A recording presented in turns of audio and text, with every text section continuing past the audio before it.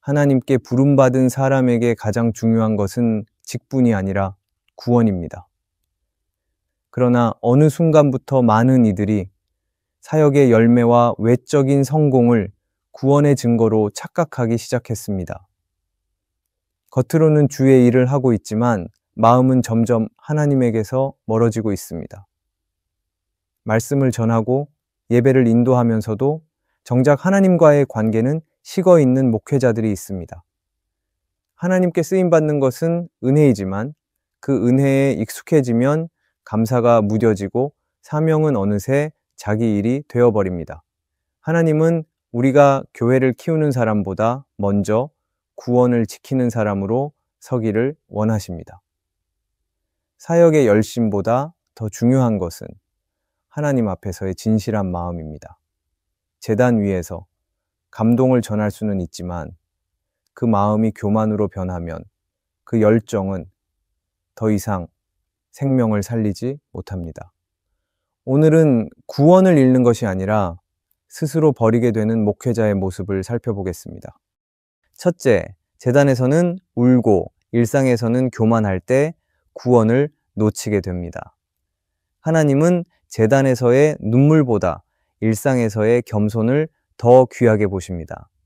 예배 중에 흘리는 눈물은 아름답지만 그 눈물이 삶 속에서 겸손으로 이어지지 않으면 진정한 회개가 아닙니다. 목회자가 설교 중에는 눈물을 흘리며 하나님의 사랑을 말하지만 일상에서 사람을 대할 때 교만과 판단이 앞선다면 그 마음은 이미 하나님에게서 멀어지고 있는 것입니다. 하나님은 제단에서의 감정이 아니라 삶의 방향을 보십니다.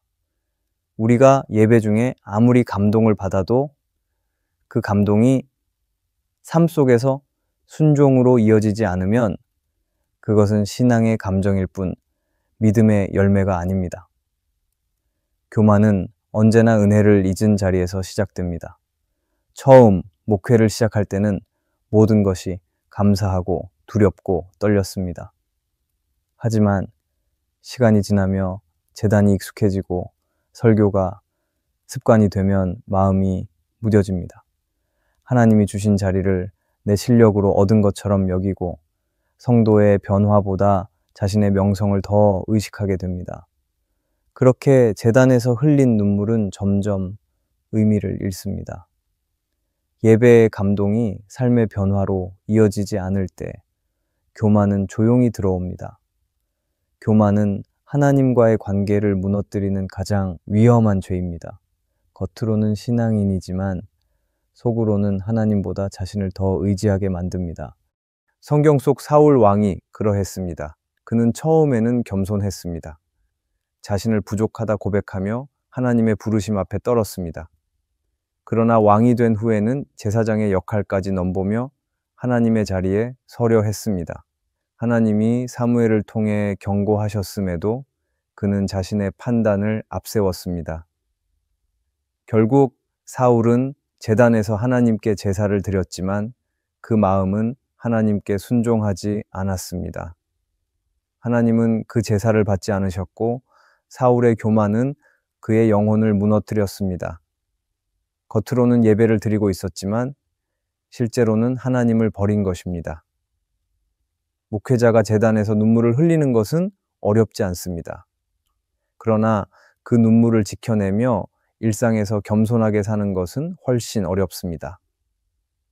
예배 중의 감동이 사람 앞에서의 겸손으로 이어질 때 그 눈물은 진짜 회개가 됩니다. 그러나 교만한 마음이 그 눈물을 덮어버리면 감정은 남지만 은혜는 사라집니다. 제단 위의 눈물은 잠시이지만 겸손은 평생을 지탱하는 믿음의 근육입니다. 하나님은 우리의 말보다 마음을, 예배보다 삶을 보고 계십니다. 교만은 은혜의 통로를 막습니다. 자신이 하나님의 일을 하고 있다고 생각할 때 사람은 쉽게 스스로를 높입니다. 그러나 진짜 믿음은 내가 하는 일이 아니라 하나님이 하신 일을 인정하는 데서 시작됩니다. 하나님이 주신 사역을 내 능력으로 이루려 하면 교만이 생기지만 하나님이 하셨다고 고백할 때 겸손히 자리합니다. 재단에서는 눈물을 흘리지만 일상에서는 자신의 말과 권위를 높이려 한다면 그것은 신앙의 균형이 무너진 것입니다. 하나님은 겉으로 드러나는 감동보다 내면의 진실한 겸손을 더 기뻐하십니다. 재단에서의 감동은 하나님과의 관계를 회복하는 출발점이 되어야 합니다. 그러나 그 감동을 스스로의 의로 착각하면 구원의 길은 점점 멀어집니다. 하나님은 목회자의 눈물을 통해 교회를 살리시지만 그 눈물이 교만으로 변할 때 교회는 생명을 잃습니다. 목회자는 눈물을 지켜야 합니다. 그러나 그 눈물은 감정의 표현이 아니라 하나님의 마음을 품는 통로여야 합니다. 하나님이 주신 은혜를 기억하는 사람은 결코 교만해질 수 없습니다. 은혜를 잊는 순간 교만이 자리하고 교만이 자리하면 구원은 멀어집니다. 하나님은 제단 위에서 울던 눈물이 삶 속에서도 흐르기를 원하십니다. 제단에서 드린 눈물이 일상에서의 겸손으로 이어질 때 그 신앙은 진실해집니다. 하나님 앞에서는 낮아지고 사람들 앞에서는 온유한 목회자야말로 구원의 은혜를 지켜가는 사람입니다. 제단에서는 울지만 일상에서는 교만한 사람은 결국 하나님이 아닌 자신을 섬기게 됩니다. 하나님은 그런 예배를 기뻐하지 않으십니다. 구원은 감정의 순간이 아니라 겸손의 지속 속에 머뭅니다. 하나님은 우리가 제단에서 눈물로 고백한 믿음을 일상에서도 겸손으로 지켜가길 원하십니다. 그렇게 겸손히 걸어갈 때 하나님은 그 마음 안에서 다시 구원의 기쁨을 회복시키십니다. 둘째, 사명을 명분으로 삼고 자기 욕심을 따를 때 구원을 놓치게 됩니다. 하나님이 주신 사명은 사람을 살리는 것이 목적이지 자신을 높이는 수단이 아닙니다. 그러나 시간이 흐르며 사명은 점점 명분이 되고 그 안에 숨어 있는 자기 욕심이 자리를 잡을 때가 있습니다. 겉으로는 하나님의 일을 한다고 말하지만 실제로는 자신의 만족과 성취를 위해 일하고 있을 때가 많습니다. 하나님께 받은 부르심이 처음에는 순수한 헌신이었지만 점점 사람의 인정과 열매를 의식하게 되면 마음이 변합니다. 그때부터 사명은 은혜가 아니라 욕심의 이름으로 바뀌어 버립니다. 하나님께서 주신 사역을 자신의 영역으로 생각하기 시작하면 하나님이 주인 되신 자리에서 내가 주인으로 서게 됩니다. 그것이 바로 구원을 놓치는 첫걸음이 됩니다. 목회자의 길에서 가장 큰 시험은 바로 하나님의 일을 하면서 자신을 드러내는 유혹입니다. 하나님을 위해 일한다고 하면서도 그 일의 중심에는 내가 얼마나 인정받을까라는 생각이 자리할 수 있습니다. 하지만 하나님은 결코 우리의 명예를 위해 일하지 않으십니다. 하나님은 당신의 뜻을 위해, 당신의 이름을 위해 일하십니다. 그래서 진짜 사명자는 자신이 드러나지 않아도 괜찮다고 고백할 수 있어야 합니다. 사명을 감당하면서 자신이 중심이 되는 순간 그 일은 하나님이 아닌 자신을 위한 일이 됩니다. 모세는 사명을 따라 순종했지만 중간에 마음이 흔들릴 때가 있었습니다. 백성의 불평과 원망이 계속될 때 그는 분노하여 하나님의 명령대로 하지 않고 반석을 2번 쳤습니다. 물은 나왔지만 하나님은 그 일에 순종이 없었다고 말씀하셨습니다. 모세는 자신의 분노와 체면을 사명의 명분으로 덮었지만 결국 약속의 땅에 들어가지 못했습니다. 그는 하나님을 위해 일했지만 감정의 순간에 자신을 위해 행동했습니다. 하나님은 그 사건을 통해 분명히 보여주셨습니다. 사명을 감당하는 사람이라 할지라도 자기 욕심이 들어오는 순간 하나님의 뜻은 멈춘다는 것을 말입니다. 사명을 명분으로 삼는 사람의 특징은 언제나 결과를 우선시합니다. 하나님이 원하시는 방식보다 자신이 생각한 방식이 더 효과적이라 여기고 빠른 성과를 내는 것이 하나님의 영광이라고 착각합니다. 하지만 하나님은 우리의 속도를 따라오시는 분이 아닙니다. 하나님은 언제나 당신의 때와 방법으로 일하십니다. 그래서 진짜 사명자는 어떻게 보이느냐보다 어떻게 순종하느냐를 더 중요하게 여깁니다. 그러나 욕심은 순종보다 속도를 앞세우게 만들고 명분은 믿음보다 체면을 지키게 만듭니다. 그렇게 하나님보다 자신의 의를 앞세우는 순간 구원의 은혜는 점점 멀어집니다. 물론 사역이 커질수록, 책임이 커질수록 마음이 복잡해질 수 있습니다. 사람들의 기대와 시선, 그리고 실적의 부담이 마음속에 자리합니다. 그때마다 목회자는 스스로에게 물어야 합니다. 나는 지금 하나님의 뜻을 이루려 하는가? 아니면 내 뜻을 하나님의 이름으로 포장하고 있는가? 사명을 명분으로 삼으면 결국 그 사명은 나를 지치게 만듭니다. 그러나 사명을 은혜로 붙들면 그 사명은 나를 살립니다. 하나님은 결과보다 방향을 보십니다.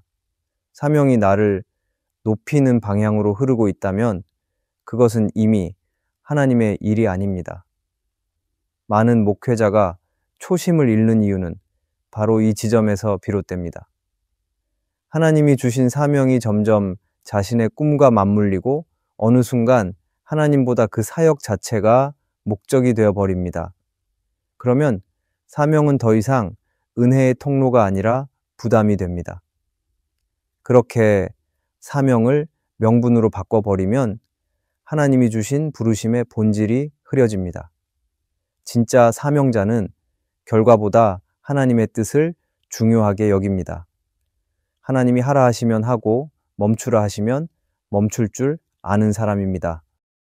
하나님은 목회자가 사명을 감당하되 그 안에서 겸손을 잃지 않기를 원하십니다. 사명을 감당하는 것은 하나님께서 주신 특권이지만 그 사명을 자신의 명분으로 삼는 순간 죄가 시작됩니다. 사역이 성공해도 하나님이 주신 은혜임을 잊지 말고 실패해도 그것이 하나님의 뜻이라면 순종으로 받아들여야 합니다. 진짜 믿음은 하나님이 일하시도록 자리를 내어드리는 것입니다. 내가 계획하고 결정하는 사명은 언젠가 무너집니다. 그러나 하나님께 맡긴 사명은 결코 사라지지 않습니다. 하나님은 사명을 통해 당신의 이름이 높아지길 원하시지 목회자의 이름이 높아지길 원하지 않으십니다. 그러므로 사명 앞에서 내 의를 세우려 하지 말고 하나님의 뜻을 세워야 합니다. 사명을 명분으로 삼으면 결국 구원의 본질을 잃습니다. 하나님은 사역의 성공보다 순종하는 마음을 찾으십니다. 목회자가 하나님보다 앞서지 않고 늘 그분의 뜻 아래 머물 때 사명은 다시 은혜로 회복될 것입니다. 하나님께 쓰임받는 것이 목적이 아니라 하나님께 순종하는 것이 목적이 되어야 합니다. 그때 목회자는 사명을 감당하면서도 구원의 기쁨을 지켜갈 수 있습니다. 셋째, 성령의 인도를 기다리지 않고 자기 판단을 앞설 때 구원을 놓치게 됩니다. 하나님을 믿는 사람이라도 기다림의 자리에서는 흔들릴 때가 있습니다. 하나님은 약속을 주시지만 그 약속이 언제 이루어질지 말씀하지 않으실 때가 많습니다. 그래서 사람은 종종 조급해집니다. 기다림이 길어질수록 불안이 커지고 그 불안 속에서 스스로 판단을 내리려 합니다. 그러나 하나님은 목회자가 판단하기보다 인도하심을 기다리기를 원하십니다. 하나님의 사람이라 할지라도 성령의 때를 기다리지 못하면 그 판단이 오히려 시험이 되고 상처가 됩니다. 아브라함의 삶이 그랬습니다. 하나님은 아브라함에게 자손을 약속하셨지만 그 약속은 오랜 시간 이루어지지 않았습니다. 세월이 지나며 사라는 나이를 의식했고 아브라함 역시 현실적인 가능성 앞에서 흔들렸습니다. 그들은 하나님의 약속을 믿었지만 기다림의 길이 너무 길게 느껴졌습니다. 결국 사라는 자신의 생각으로 계획을 세웠고 하갈을 통해 자녀를 얻자고 제안했습니다. 아브라함은 그 판단에 동의했고 그 결과 이스마엘이 태어났습니다. 그러나 그 일은 하나님의 약속의 방식이 아니었습니다. 하나님은 그 일에 침묵하지 않으셨습니다. 인간의 조급함이 하나님의 약속을 앞서갔을 때 그 결말은 갈등과 눈물이 되었습니다. 하갈과 사라 사이의 다툼이 시작되었고 그 상처는 가정 안에 깊게 남았습니다. 아브라함의 이야기는 단지 실수의 기록이 아니라 기다림을 잃은 믿음의 결과를 보여줍니다. 하나님은 약속을 주셨지만 그 약속은 반드시 하나님의 때에 이루어져야 했습니다. 하나님은 우리보다 더디게 움직이시는 분처럼 보일 때가 많지만 그 느림은 언제나 가장 완전한 시간의 준비입니다. 그러나 사람은 눈에 보이지 않는 하나님의 손길보다 손에 잡히는 결과를 원합니다. 그래서 성령의 인도를 기다리지 않고 자기 판단으로 결정을 내리면 결국 하나님이 아닌 자신을 믿는 자리에 서게 됩니다. 성령은 언제나 말씀하십니다. 그러나 우리의 판단이 강할수록 그 음성은 점점 작아집니다. 하나님의 뜻보다 현실의 논리가 더 커질 때 신앙은 믿음이 아니라 계산이 됩니다. 하나님은 결과보다 과정을 중요하게 여기십니다. 성령의 인도를 기다리는 시간은 결코 헛된 시간이 아닙니다. 그 시간은 우리의 욕심이 꺾이고 우리의 뜻이 다듬어지는 시간입니다. 하나님은 우리가 조급함을 내려놓을 때 비로소 일하십니다. 자기 판단이 앞서는 사람은 언제나 빠른 길을 찾습니다. 그러나 신앙의 길은 빠름이 아니라 발음으로 가는 길입니다. 성령의 인도를 기다리지 못하면 결국 스스로 만든 길에서 방황하게 됩니다. 그 길에는 순간의 안도감은 있지만 평안은 없습니다. 반대로 성령을 의지하는 사람은 비록 길이 멀어 보여도 평안 속에 머물게 됩니다. 하나님이 함께 하시는 길에는 서두름이 없고 억지가 없습니다. 하나님은 언제나 가장 완벽한 시점에 일하십니다. 우리의 삶에서도 성령의 인도를 기다리지 못해 후회한 순간들이 있습니다. 충분히 기도하지 않고 결정한 일, 사람의 조언에만 의지한 판단, 조급함 속에 내린 결론들이 있을 것입니다. 하지만 하나님은 그런 실수 속에서도 우리를 버리지 않으시고 다시 기다림의 자리를 가르치십니다. 성령의 인도는 감정이 아니라 확신으로 오는 것이기에 하나님은 우리가 충분히 멈추고 듣고 기다리길 원하십니다. 성령의 인도를 기다린다는 것은 하나님께 주도권을 맡긴다는 뜻입니다. 내 생각보다 하나님의 뜻이 옳다고 믿는 것이고 내 판단보다 하나님의 시간이 더 선하다고 신뢰하는 것입니다. 사람은 조급함으로 일을 망치지만 하나님은 기다림을 통해 우리를 완성하십니다. 하나님이 멈추라 하실 때 멈추고 기다리라 하실 때 기다리는 것이 믿음의 순종입니다. 그 순종의 끝에는 반드시 하나님의 완전한 약속이 있습니다. 결국 아브라함의 삶은 다시 하나님의 약속으로 돌아왔습니다. 기다림의 끝에서 하나님은 이삭을 주셨고 그 일을 통해 참된 믿음의 길이 무엇인지 보여주셨습니다. 성령의 인도를 기다리는 사람은 결코 실패하지 않습니다. 하나님은 우리의 조급함보다 크신 분이시며 우리의 실수보다 넓은 은혜로 일하십니다. 성령의 인도를 기다리지 못하면 구원의 길에서 벗어나지만 성령의 때를 신뢰하는 사람은 끝내 하나님이 예비하신 구원의 자리로 나아가게 됩니다. 넷째, 사람을 감동시키려 하고 하나님을 기쁘시게 하지 않을 때 구원을 놓치게 됩니다. 사람의 마음을 움직이는 일은 쉽지 않습니다. 그러나 목회자는 종종 그 어려운 일을 자신의 사명이라 착각할 때가 있습니다. 설교를 준비할 때도, 사역을 계획할 때도 성도들의 반응을 먼저 생각하게 됩니다. 사람들이 울어야 내가 잘 전한 것 같고 사람들이 감동해야 하나님이 역사하신 것처럼 느껴집니다. 하지만 하나님은 감동보다 순종을 원하십니다. 감동은 순간이지만 순종은 삶입니다. 사람의 마음을 움직이려는 열심이 커질수록 하나님의 마음을 기쁘게 하려는 중심은 점점 희미해집니다. 하나님께서 보시는 것은 내가 얼마나 감동을 주었느냐가 아니라 내가 얼마나 진실하게 하나님께 순종했느냐입니다. 목회자는 말씀을 전하는 사람이지 감정을 조율하는 사람이 아닙니다. 그러나 감동을 만들어내는 일에 익숙해지면 말씀은 메시지가 아니라 도구가 됩니다. 설교의 목적이 하나님께 영광을 돌리는 것이 아니라 사람의 눈물을 이끌어내는 일이 되면 이미 방향이 바뀐 것입니다. 하나님은 사람의 눈물을 통해 일하시기도 하지만 언제나 중심은 감동이 아니라 진리입니다. 진리가 빠진 감동은 오래가지 않습니다. 사람의 마음은 금세 식지만 하나님의 말씀은 영원히 변하지 않습니다. 그래서 진짜 설교자는 사람의 마음을 얻으려 하지 않고 하나님의 뜻을 전하려 합니다. 성경에 나오는 아론의 이야기는 이 점을 잘 보여줍니다. 모세가 시내산에 올라가 하나님의 말씀을 받을 때 백성들은 불안해하며 금송아지를 만들어 달라고 요청했습니다. 아론은 백성의 마음을 달래기 위해 그들의 요구를 들어주었습니다. 그는 사람을 감동시키려 했고 그 결과는 우상이었습니다. 백성의 환호 속에 예배가 드려졌지만 하나님은 그 예배를 받지 않으셨습니다. 사람을 기쁘게 하려는 선택은 언제나 하나님을 슬프게 만듭니다. 아론은 백성을 만족시켰지만 하나님 앞에서는 불순종한 제사장이 되었습니다.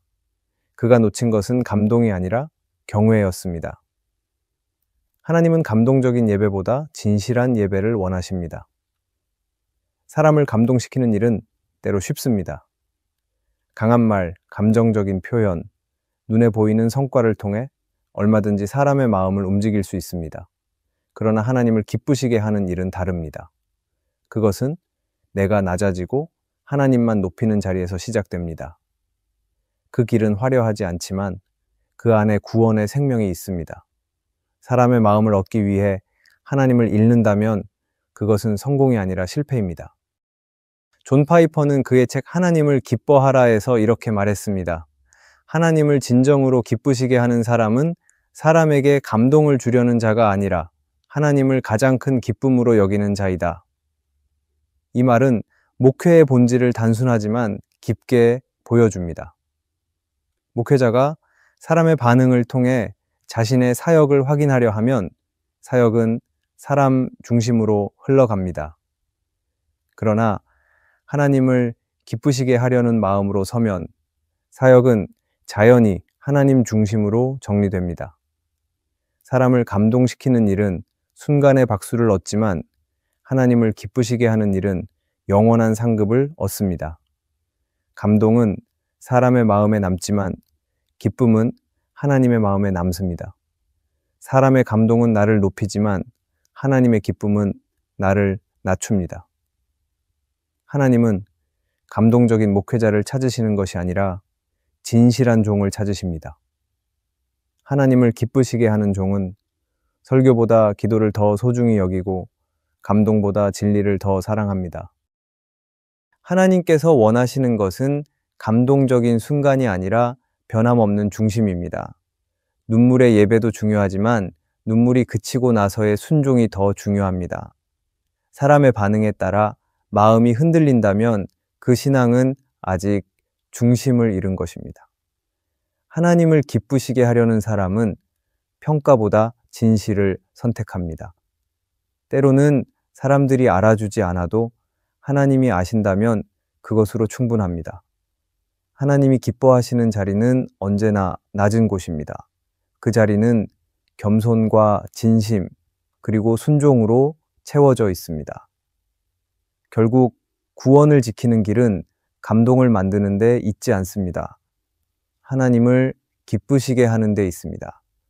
하나님을 기쁘시게 하는 삶은 박수보다 무겁고 인정보다 깊습니다. 사람의 감동은 잠시이지만 하나님이 주시는 평안은 영원합니다. 사람의 마음을 얻는 대신 하나님의 마음을 잃지 않기를 바랍니다. 하나님이 기뻐하시는 자리에서만 진짜 생명이 자라고 그 자리에서만 구원이 온전히 지켜집니다. 하나님이 기뻐하시는 일, 그 한 가지를 위해 살아가는 것이 목회자의 진짜 부르심이며 구원을 끝까지 붙드는 믿음의 길입니다. 오늘의 말씀이 은혜가 되셨다면 댓글에 아멘이라고 적어주시면 감사하겠습니다. 여러분들이 남겨주시는 댓글은 정말 큰 힘이 됩니다. 그리고 여러분들이 눌러주시는 좋아요와 구독도 큰 힘이 됩니다. 오늘도 함께 해주셔서 감사합니다. 기도하겠습니다. 하나님, 이 땅의 모든 목회자들이 사람의 시선을 두려워하지 않게 하시고 오직 주님을 기쁘시게 하는 삶을 살게 하소서. 사명의 이름으로 자신의 욕심을 세우지 않게 하시고 언제나 성령의 인도하심을 기다리게 하소서. 감동보다 진리를 전하며 박수보다 순종을 택하는 목회자가 되게 하소서. 그들의 중심이 늘 하나님께 향하도록 붙들어 주시고 처음 부르심의 감격을 잃지 않게 하소서. 예수님의 이름으로 기도합니다. 아멘.